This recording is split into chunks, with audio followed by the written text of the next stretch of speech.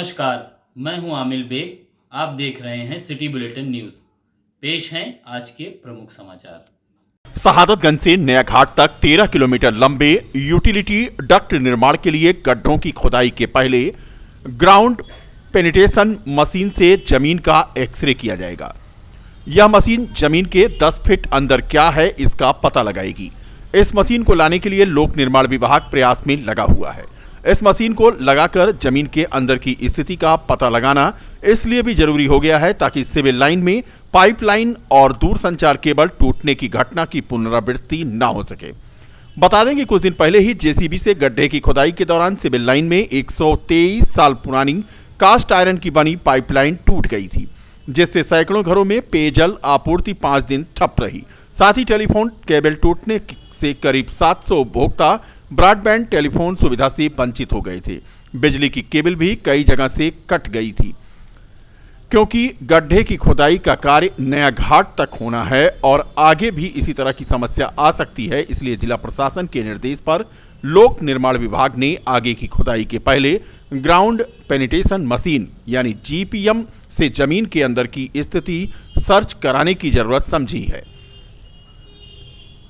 Utility गड्ढे की खुदाई की अभी ग्राउंड रिपोर्ट प्राप्त नहीं हुई है। रिपोर्ट आने के बाद ग्राउंड पेनिट्रेशन मशीन के जरिए जमीन के अंदर की जानकारी के लिए मशीन मंगाई जा रही है। साथ ही जलकल हाइडिल पीडब्ल्यूडी के साथ साथ प्रशासन ने इस संदर्भ में बैठक की है। सरकार की ओर से वाहन स्वामियों को हाई सिक्योरिटी रजिस्ट्रेशन प्लेट लगवाने की मिली सुविधा की तिथि समाप्त हो चुकी है, लेकिन अप्रैल 2019 से पूर्व पंजीकृत वाहनों के स्वामी नियमों के पालन को लेकर गंभीर नहीं हैं। इतना ही नहीं, खुद आरटीओ कार्यालय में सरकारी जो गाड़ियां हैं, चाहे वो आरटीओ की हों चाहे एआरटीओ की हों, उसमें भी हाई सिक्योरिटी रजिस्ट्रेशन प्लेट अभी तक नहीं लग पाई है। जिले में पंजीकृत व्यावसायिक वाहनों में अधिकांश में एचएसआरपी लगी है, लेकिन निजी वाहन स्वामी अभी भी लापरवाही बरत रहे हैं। निर्धारित तिथि 15 फरवरी के समाप्त होने के बाद परिवहन विभाग ने एसएचआरपी की जांच के अधिकारियों को निर्देश दिए हैं। बगैर हाई सिक्योरिटी रजिस्ट्रेशन प्लेट के खुद आरटीओ कार्यालय परिसर में तमाम वाहन खड़े आज हमारी टीम को मिले। विभागीय आंकड़ों की अगर माने तो जिले में कुल 5,69,371 वाहन पंजीकृत हैं, जिनमें कुल 1,28,465 वाहनों में एचएसआरपी लगी है। 4,40,906 वाहनों में अभी तक ये हाई सिक्योरिटी नंबर प्लेट नहीं लग पाई है। यही नहीं, नियमों के पालन की दुहाई देने वाले सरकारी विभागों के कुछ वाहनों में अभी भी हाई सिक्योरिटी नंबर प्लेट नहीं लग पाई है, जिसको रोज देखने के बाद भी प्रवर्तन टीम कार्रवाई करने की हिम्मत नहीं जुटा पा रही है। लोगों का कहना है कि विभागीय स्तर पर अभियान में सुस्ती के कारण नंबर प्लेट लोग नहीं लगवा पाए हैं।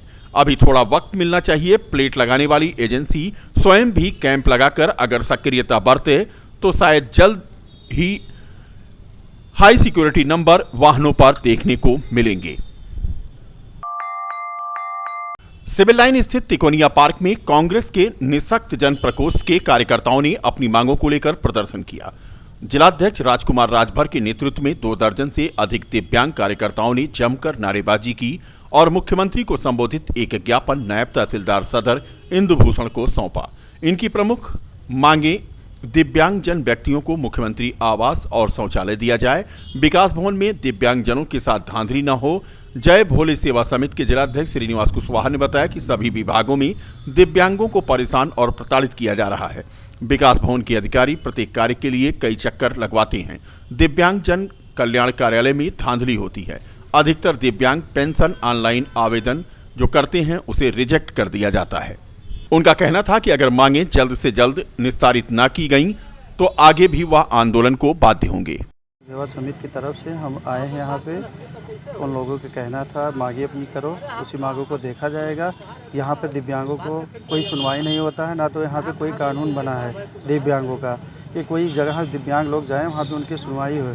जैसे अभी कोई रोडवेज जा रहा है, कोई दिव्यांग अगर रुकवा रहा है गाड़ी तो रोडवेज वाले देखकर रोकते भी नहीं हैं। ऐसे विकास भवन में है, जैसे बड़े बाबू हैं, सीओम हैं, उन लोग जैसे ऐसे बैठे हैं, कोई दिव्यांग अगर जाता है तो उन लोग जो है प्रताड़ित करते हैं, कहते हैं कल आना परसों आना, बताओ दिव्यांग है उसको ऐसे करना चाहिए।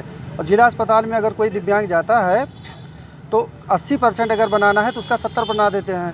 जैसे 15 नाम की लड़की है, देखो ये भी उसको बना दिए 70%। केबल से अब मनोरंजन और महंगा होने जा रहा है। ब्रॉडकास्टर से जुड़ी कंपनियों ने पेड चैनलों के दामों में बढ़ोतरी की है। इससे लगभग सभी पेड चैनलों के पैकेजों के दाम बढ़ना तय हो गया है। शहर के करीब 15,000 केबल उपभोक्ताओं को अपने मनचाहे चैनल देखने के लिए और अधिक जेब ढीली करनी पड़ेगी। हर पैकेज में बढ़ोतरी की दर 10 से 15% के बीच हो सकती है। इसको लेकर उपभोक्ताओं में नाराजगी है। वहीं इसे लेकर शहर की एक केबल कंपनी ने प्रसारण बंद करके इसका विरोध जताना शुरू कर दिया है। केबल ऑपरेटरों का कहना है कि ऑपरेटरों पर दबाव बनाने का प्रयास है। स्थानीय केबल ऑपरेटरों ने बताया कि ब्रॉडकास्टर कंपनी ने दामों में बढ़ोतरी की है, जिसके कारण सभी पेड चैनलों के रेट बढ़ गए हैं। इसलिए उपभोक्ताओं पर बोझ पड़ेगा। 7 दिन हो गया। हाँ। इसमें कुछ प्रोग्राम नहीं आता टीवी में। अच्छा। हैं, और क्या बोलते हैं, टाइम पास भी नहीं होता। और उसमें क्या बोलते हैं, डिक्स में नहीं चलता कुछ। हाँ बताइए, डिक्स में भी पैसा भरो, नाटक भी नहीं आवा है। और कैसे और बढ़ा रहे हैं सब। ये 6 दिन के है समस्या। साथ कभी कभी पूरा पूरा दिन चली जाती, कभी कभी आधा आधा टाइम चला जाता है। जब रिपोर्ट पे रिपोर्ट करो तब थोड़ी देर के दे देंगे, फिर बंद हो जाएगा। ये तो गलत बात है। जरा सा गरीब आदमी के बच्चे देखत खेलत रही, औरतें भी टाइम पास करत रही, बुढ़ापा भी करत नहीं, पर कोई के चासा नहीं है, बस पैसा पैसा पैसा। क्या नाम आपका है? हमारा नाम। यातायात पुलिस ने पुष्पराज चौराहे पर अभियान चलाकर लोगों को जागरूक किया। एसएसपी डीआईजी मुनिराज जी के निर्देश पर यातायात व्यवस्था को मेंटेन करने के लिए शहर के हर चौराहे पर दोपहिया वाहनों पर 3 सवारी बिना हेलमेट के वाहन चला रहे स्वामियों के खिलाफ कार्रवाई की जा रही है। वहीं उन्हें हिदायत दी जा रही है कि वे बिना हेलमेट के गाड़ी न चलाएं। इसी कड़ी में आज पुष्पराज चौराहे पर यातायात प्रभारी के नेतृत्व में अभियान चलाया गया और लाउडस्पीकर के जरिए लोगों को दोपहिया वाहनों पर हेलमेट लगाकर तथा 3 सवारी न लेकर चलने की हिदायत दी गई। वहीं कुछ लोगों पर कार्रवाई भी की गई। बिना ड्राइविंग लाइसेंस ई रिक्शा चला रहे चालकों के चालान भी आज किए गए। टीएसआई अभिमन्यु शुक्ला ने 5 चालान किए और उनके साथ चौकी चौक के प्रभारी के अलावा अलीगढ़ चौकी इंचार्ज तथा आरक्षीगण मौजूद थे। बता दें कि इन दिनों शहर के उन चौराहों पर पुलिस अभियान चला रही है जिस पर लोग यातायात के नियमों का लगातार उल्लंघन कर रहे हैं। चौक घंटा घर में भी आज अभियान चलाया गया और यहां पर भी बिना हेलमेट के तथा 3 सवारी वाहन लेकर चल रहे वाहनों के चालान किए गए और ई रिक्शा चालकों के कागजात चेक किए गए। उनके ड्राइविंग लाइसेंस भी पुलिस ने चेक किए। सिविल लाइन स्थित तहसील परिसर में संपूर्ण समाधान दिवस पर आज एसडीएम सदर विशाल के नेतृत्व में लोगों की फरियाद सुनी गई। इस मौके पर सीओ सदर डॉक्टर राजेश त्रिपाठी भी मौजूद थे।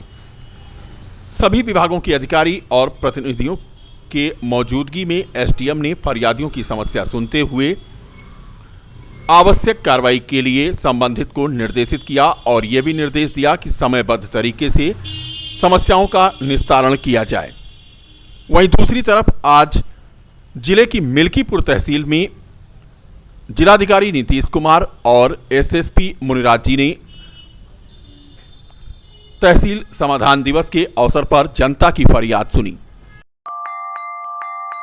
जिले के हैदरगंज थाना क्षेत्र में पिछले दिनों मनौपुर ब्लॉक तारुन तहसील बीकापुर में गांव की सरकारी जमीन से पेड़ काटने को लेकर स्थानीय लेखपाल द्वारा स्थानीय थाने में तहरीर देकर ग्राम प्रधान और 3 अन्य लोगों के विरुद्ध मुकदमा दर्ज किए जाने का आरोप लगा है।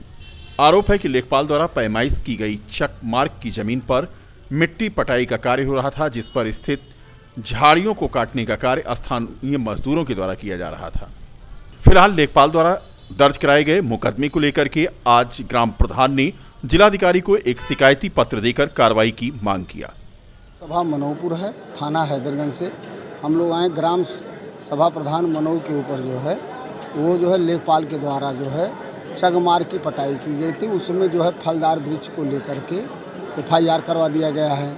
उसके लिए हम लोग समाज सेवी हैं। हमारा नाम उपेंद्र प्रसाद दुबे उर्फ जमूरी है। इसलिए हमने SDM महोदय से मिलकर के उनसे निवेदन किया था, लेकिन कोई न्याय अभी तक नहीं मिला।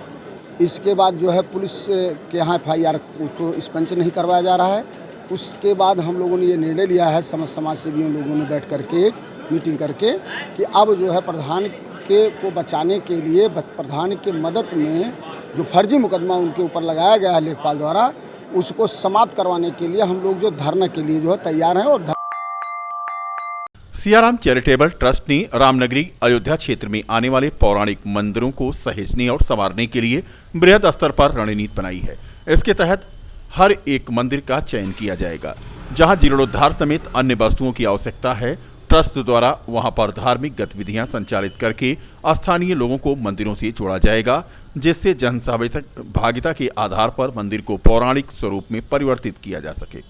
उक्त जानकारी देते हुए ट्रस्ट के अध्यक्ष रामानुज सिंह रामा ने बताया कि इस अभियान के तहत शहादतगंज स्थित शिव मंदिर का चयन किया गया है। इसके तहत मंदिर के पुजारी, प्रबंध समिति के सदस्यों तथा यहां रहने वाले निवासियों से मुलाकात की गई। मंदिर में साप्ताहिक आधार पर सुंदरकांड का पाठ और भजन संध्या के आयोजन का निर्णय लिया गया है। इस संदर्भ में एक हस्ताक्षर अभियान भी चलाया गया, जिसमें सभी मोहल्ले वासियों ने हस्ताक्षर करके मुहिम के प्रति अपना समर्थन दिया। महाराज योगी आदित्यनाथ मुख्यमंत्री जी से हमारा निवेदन है कि छोटा से छोटा मंदिर का जीर्णोद्धार करवा रहे हैं, और ये 160-65 साल पुराना मंदिर है। निवेदन यही है कि इसका भी जीर्णोद्धार करवावे। ये राम पथ में पड़ा है और 165 साल पुराना मंदिर है। तपस्वी छावनी के पीठाधीश्वर आचार्य परमहंस आचार्य ने अब अमेरिकी अरबपति जॉर्ज सोरेस पर प्रतिक्रिया दी है। आचार्य ने कहा कि प्रधानमंत्री नरेंद्र मोदी से अमेरिकी अरबपति जॉर्ज सोरेस माफी मांगे। देश का मामला हो या विदेश का हो, कोई भी बड़ा मामला कहीं का भी हो। अयोध्या के तपस्वी छावनी के जगतगुरु परमहंस आचार्य ने जॉर्ज सोरेस का प्रतीकात्मक प्रिंटआउट जलाया। बता दें कि अमेरिकी अरबपति जॉर्ज सोरेस के द्वारा भारत और प्रधानमंत्री नरेंद्र मोदी पर दिए गए बयान पर परमहंस ने अपनी प्रतिक्रिया व्यक्त की। अमेरिकी अरबपति जॉर्ज सोरोस ने जो कहा है कि भारत एक लोकतांत्रिक देश है, लेकिन नरेंद्र मोदी लोकतांत्रिक नहीं है, तानाशाह है। अयोध्या से मैं तपस्वी छावनी पीठाधीश्वर जगत गुरु परमहंस आचार्य आज भारत की 140 करोड़ जनता की तरफ से मैं अमेरिकी अरबपति जॉर्ज सोरोस को माफी मांगने की नसीहत देता हूं। आज हमने जॉर्ज सोरोस का पोस्टर जलाया।